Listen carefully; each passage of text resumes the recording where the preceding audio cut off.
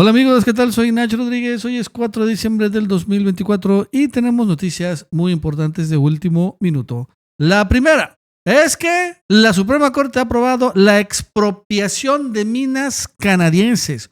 Hoy le quitaron la concesión a una gran minera canadiense de un metal estratégico. Vamos a hablar los detalles en un momento. También en el Senado salen noticias que desaparecen el outsourcing al interior del Senado, y aunque ustedes no lo crean y quieren intentar frenar esta, que es muy importante decisión, y también vamos a hablar de que en medio de todo esto, la Suprema Corte también extingue los fideicomisos, por fin, y se los entrega al INE para organizar la elección judicial. Eso que honestamente nunca pensé que fuera a existir. Así es, ya también arrancó esta situación. Y vamos a arrancar. El día de hoy, la Suprema Corte le da un tremendo revés a una minera canadiense que se habían parado para, escuchen ustedes, explotar el litio en México. Si se acuerdan, el litio se nacionalizó hace algunos años. El gobierno de López Obrador sacó una ley secundaria, curiosamente, no está en la Constitución, pero bueno, ya esto se le va a rango constitucional con Claudio Sheinbaum, pero bueno, en esta ley secundaria se nacionaliza el litio. Entonces, una empresa canadiense se amparó y le dieron un amparo. Que quede claro que tenía amparo, así que esta empresa podía explotar el litio. Así es, a pesar que está nacionalizado, los jueces, evidentemente trabajando para empresas extranjeras, le dieron esta suspensión. Sin embargo, ya están cambiando las cosas y el día de hoy llegó este caso a la Suprema Corte y le asestó un revés fuerte a esta minera canadiense que buscaba explotar el litio. La segunda sala apoyó el proyecto de Alberto Pérez Dayán, quien propuso sobreseer la demanda, es decir, de sala de estudiar, por la famosa supremacía constitucional. Vaya que esta reforma de supremacía está siendo muy importante. Finalmente la sobreseen, la tumban, la desechan por completo. ¿Qué es lo que querían los canadienses? Indicaron que ellos tenían una concesión de una mina. En esa mina vence la concesión hasta el 2068. Y en esa concesión, que le otorgó, por cierto, un gobernador, que fue Javier Corral, porque es una mina en Chihuahua, les da el derecho de explorar y explotar, entre otros, todos los minerales o sustancias que en vetas, mantos, masas o yacimientos constituyan depósitos cuya naturaleza sea distinta a los componentes de los terrenos, tales como los minerales de los que se extraigan metales y metaloides utilizados en la industria. Entonces, ellos señalaban que el litio se encuentra en este título de concesión, lo cual, les digo algo, es cierto, pero al final llegó una reforma, y en esta reforma, que ya es una reforma constitucional, se establece que el litio es de utilidad pública y que por eso no se otorgarán licencias, contratos, permisos o autorizaciones para explotar el litio. Eso es parte de la nacionalización. O sea, antes pudieron haberlo explotado, claro, ¿no? O sea, estaba en su concesión, pero una vez que fue aprobada la ley secundaria primero y después la reforma constitucional, ya no lo pueden hacer. Entonces, ellos estaban diciendo que esto era inconstitucional porque finalmente estaba en contra, estaba en contra de la concesión, pero dijo la Suprema Corte lo obvio, evidente. A ver, brother, era inconstitucional, pero al momento que elevan a rango constitucional la nacionalización del litio, ya es constitucional. Eso significa que tu amparo deja de tener, pues por así decirlo, sustancia o contenido y lo desecho. Y eso es importante. Es y finalmente relevante porque vemos que otra de la Suprema Corte pues está, ¿no? Ya ahora sí trabajando. En otro momento, antes de la reforma judicial, les puedo asegurar que esto hubiera caminado y le hubieran entregado, ¿no? La Suprema Corte hubiera autorizado a los canadienses a explotar el litio mexicano. Se los puedo asegurar. Pero ya la reforma judicial está operando. Ahora, esto es interesante porque el litio no es un mineral cualquiera, evidentemente. No, ya se define el litio como un mineral estratégico, ¿no? El oro, la plata, el bronce son metales preciosos. Este, sin embargo, es un mineral estratégico. Es un mineral porque evidentemente es para la industria. En este tema de transición energética es el, bien dicen, petróleo blanco. Ahora, esto es interesante porque esto empata con algo que están haciendo los chinos. China tiene un gran territorio, o sea, no solo son mucha gente, es mucho, está muy grande el territorio de China y tienen muchos minerales estratégicos, un montón. Varios como el litio, pero también tierras raras, en fin. Lo que hizo China entonces, ayer, fíjense, y entonces es interesante lo que hizo la Suprema Corte, y yo honestamente ese tipo de cosas nunca los considero casualidad.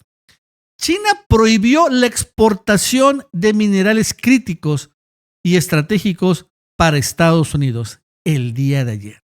Y 24 horas después se declara la expropiación de la concesión del litio a esta minera canadiense. Fíjense. Que aquí se declara, se veta la exportación. No, ya no van a poder exportarse a Estados Unidos productos relacionados con el galio, el germanio y el antimonio para usos militares. No se va a permitir la exportación. Por ejemplo, el galio y el germanio se usan en semiconductores, o sea, en chips. El último, o sea, el germanio, también se emplea en tecnología de infrarrojos, cables de fibra óptica y células solares. Ojo con el dato. Entonces, estos minerales estratégicos de entrada están siendo vetados y mientras México prohíbe la explotación del litio en nuestro territorio a los canadienses, socio de los estadounidenses. Y vuelvo a decir, yo cuando veo este tipo de cosas no se me hacen casualidad. No las veo como casualidad. Están preparando, son una forma, o sea, es una negociación. Ahorita una negociación entre México y Estados Unidos y Canadá. Y entonces, estos son parte de las negociaciones. Están siendo mexicanos junto con los chinos. La verdad es que sí, ¿eh? Yo estoy viendo que ya están en tándem. Están mostrando los dientes a los estadounidenses y canadienses. A ver, güey. A ver, ¿quieres seguir con esto? Mira, no solo va a ser una guerra comercial, va a ser una guerra de minerales estratégicos también. Y aquí, muchos de los minerales son para fines militares. Si no tienen estos minerales, no pueden nada más construir misiles o chalecos antibalas o gafas de visión nocturna. O sea, porque se necesita muchos minerales de ese tipo. Interesante, ¿no? En otro tema, el día de hoy, Adán Augusto en el Senado declara la extinción del outsourcing en el Senado. Porque aunque parezca extraño, dice Adán Augusto, había una empresa que se puso el nombre de Fonatur, pero es una empresa. Y era la titular del outsourcing desde hace muchos años en el Senado de la República, pero era un gran negocio. Que el outsourcing se termina en el Senado de la República.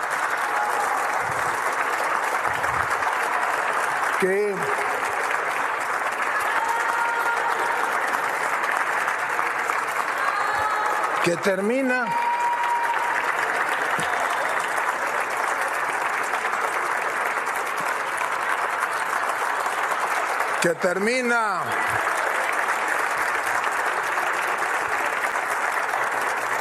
bueno, y lo digo en esta tribuna porque primero para todos y cada uno de ustedes, quienes son los que verdaderamente mandan en esta Cámara, estén enterados y sobre todo para que el pueblo de México esté enterado. Terminan finalmente con este año 2 absurdos contratos que se tenían celebrados con una empresa denominada extrañamente, el último, los anteriores no sé porque pues yo no volteo a ver para atrás, denominada Fonatur Infraestructura y Prestación de Servicios. 2 contratos que significaban un costo de 189 millones de pesos al año, por el cual ellos ponían a disposición del Senado de la República un número máximo de 520 trabajadores y un número mínimo de 300. El Senado de la República durante años pagó puntual el monto de los contratos y nunca pasaron de más de 400 trabajadores los que efectivamente prestaban sus servicios. Y hoy a ustedes y a los trabajadores, los compañeros trabajadores del Senado de la República, les informo que Fonatur va a liquidarlos a ellos en sus prestaciones y que nosotros a partir del 1 de enero los vamos a contratar como empleados de confianza de este Senado. Pues muy interesante, ¿no? De entrada, el hecho de que una empresa se llame Fonatur S.A. O sea, no.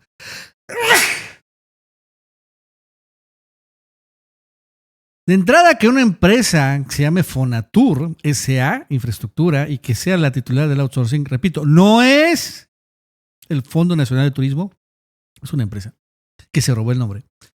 Y después ahora que dice que van a liquidar Fonatur a esas empresas, les van a pagar liquidación y después los va a contratar el Senado y además los van a aumentar el sueldo.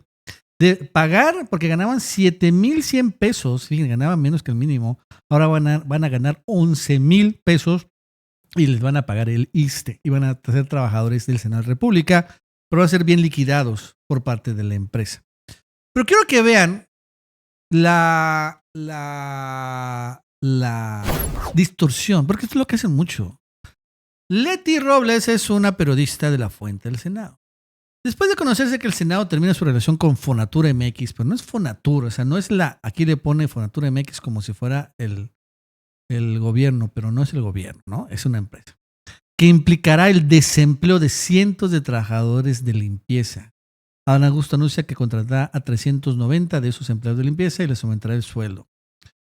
¿No? Y lo cierto es que el desempleo, ¿por qué? ¿Por qué dice desempleo? Porque según esto, escuchamos, ¿no? Que finalmente eran 600 y tantos trabajadores que pues no contrataban el Fonatur, pero sí lo pagaba el Senado. O sea, el Senado pagaba hasta 600 trabajadores que fueran contratados, pero únicamente utilizaba 400.